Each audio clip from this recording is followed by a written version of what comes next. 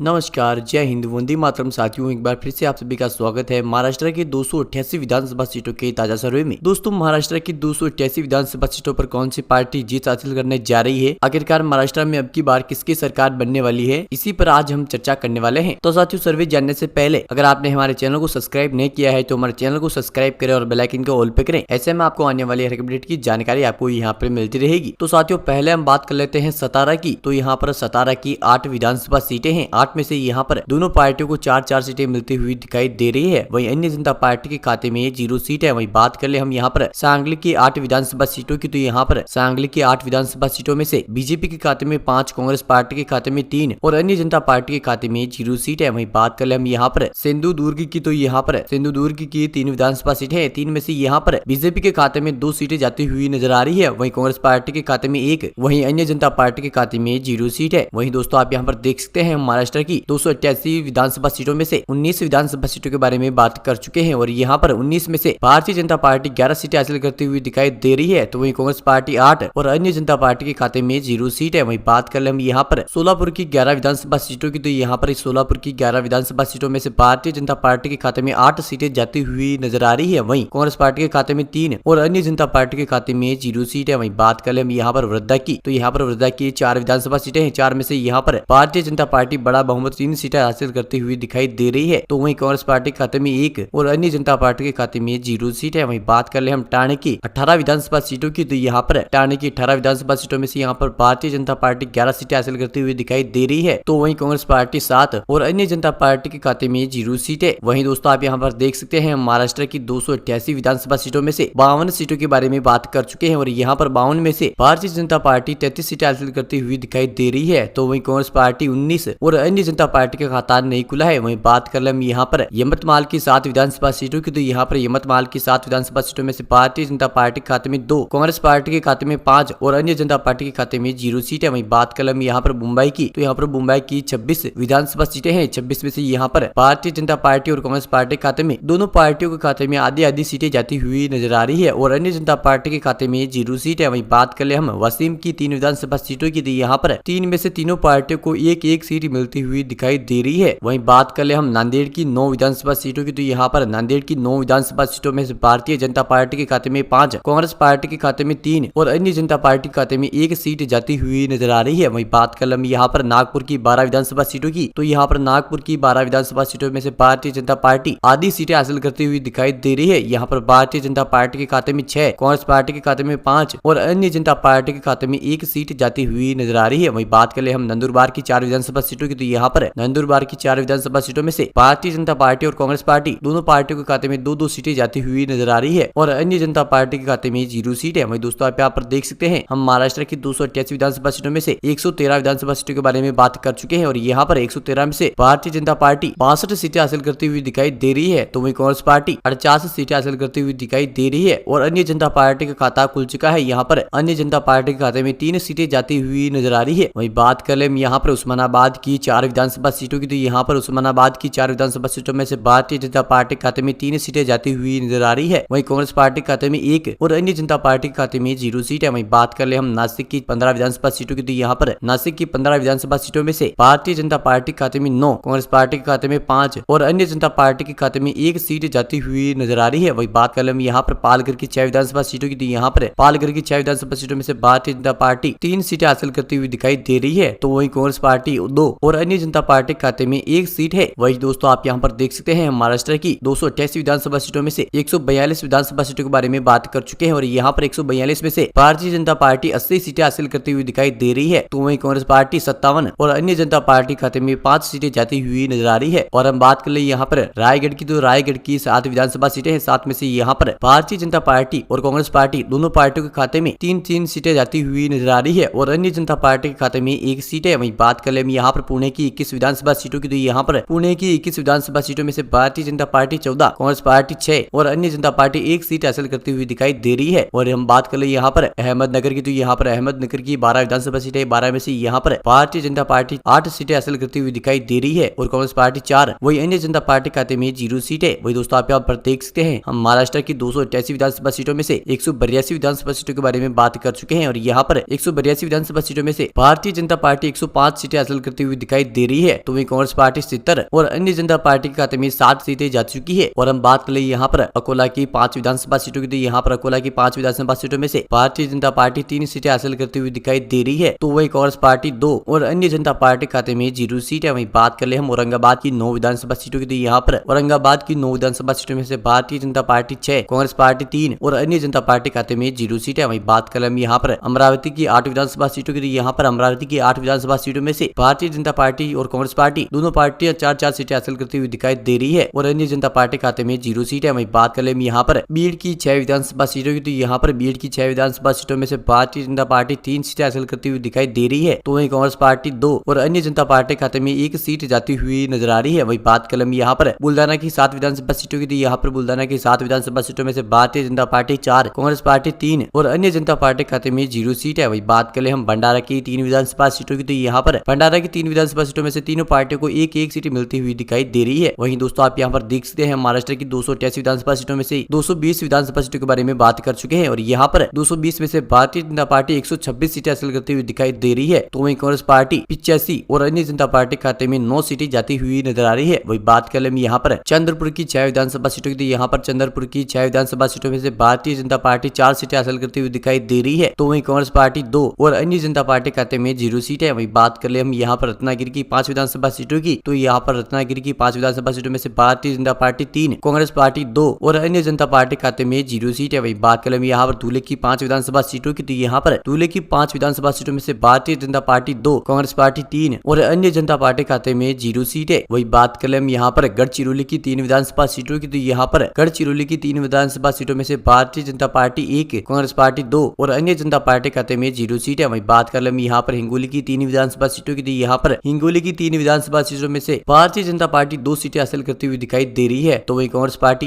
1 और अन्य जनता पार्टी खाते में 0 सीट है। वही बात कर ले हम यहाँ पर गोदिया की 4 विधानसभा सीटों की, तो यहाँ पर गोदिया की 4 विधानसभा सीटों में से भारतीय जनता पार्टी और कांग्रेस पार्टी दोनों पार्टियां 2-2 सीटें हासिल करती हुई दिखाई दे रही है। और अन्य जनता पार्टी खाते में 0 सीट है। वहीं दोस्तों आप यहाँ पर देख सकते हैं महाराष्ट्र की 288 विधानसभा सीटों में से 246 विधानसभा सीटों के बारे में बात कर चुके हैं। और यहाँ पर 246 विधानसभा सीटों में से भारतीय जनता पार्टी 140 सीटें हासिल करती हुई दिखाई दे रही है। तो वहीं कांग्रेस पार्टी 97 और अन्य जनता पार्टी खाते में 9 सीटें जाती हुई नजर आ रही है। और हम बात कर ले यहाँ पर जलना की 5 विधानसभा सीटों की, तो यहाँ पर जलना की 5 विधानसभा सीटों में से भारतीय जनता पार्टी 3 सीटें हासिल करती हुई दिखाई दे रही है। तो वहीं कांग्रेस पार्टी 2 और अन्य जनता पार्टी खाते में 0 सीट है। वही बात कर ले हम जलगांव की 11 विधानसभा सीटों की, तो यहाँ पर जलगांव की 11 विधानसभा सीटों में से भारतीय जनता पार्टी 8 सीटें हासिल करती हुई दिखाई दे रही है। तो वहीं कांग्रेस पार्टी 3 और अन्य जनता पार्टी खाते में 0 सीट है। वही बात कर ले हम कोल्हापुर की, तो यहाँ पर कोल्हापुर की 10 विधानसभा सीटें हैं। 10 में से यहाँ पर भारतीय जनता पार्टी 6 सीटें हासिल करती हुई दिखाई दे रही है। तो वहीं कांग्रेस पार्टी 4 और अन्य जनता पार्टी खाते में 0 सीट है। और हम बात कर ले यहाँ पर लातूर की 6 विधानसभा सीटों की, तो यहाँ पर लातूर की 6 विधानसभा सीटों में से भारतीय जनता पार्टी 4 सीटें हासिल करती हुई दिखाई दे रही है। तो वहीं कांग्रेस पार्टी 2 और अन्य जनता पार्टी खाते में 0 सीट है। वहीं बात कर ले हम मुंबई शहर की 10 विधानसभा सीटों की, तो यहाँ पर मुंबई शहर की 10 विधानसभा सीटों में से भारतीय जनता पार्टी 6 सीटें हासिल करती हुई दिखाई दे रही है। तो वहीं कांग्रेस पार्टी 4 और अन्य जनता पार्टी खाते में 0 सीट है। तो दोस्तों आप यहाँ पर देख सकते हैं महाराष्ट्र की 288 विधानसभा सीटों में से 288 विधानसभा सीटों के बारे में बात करके, और यहाँ पर 288 विधानसभा सीटों में से भारतीय जनता पार्टी 167 सीटें हासिल करती हुई दिखाई दे रही है। तो वहीं कांग्रेस पार्टी 112 और अन्य जनता पार्टी खाते में 9 सीटें हैं। तो दोस्तों वीडियो कैसा लगा कमेंट सेक्शन में आकर जरूर बताएं। और अभी तक आपने हमारे चैनल को सब्सक्राइब नहीं किया है तो हमारे चैनल को सब्सक्राइब करें और बेल आइकन को ऑल पे करें, ताकि आपको आने वाली हर अपडेट की जानकारी आपको यहाँ पर मिलती रहे।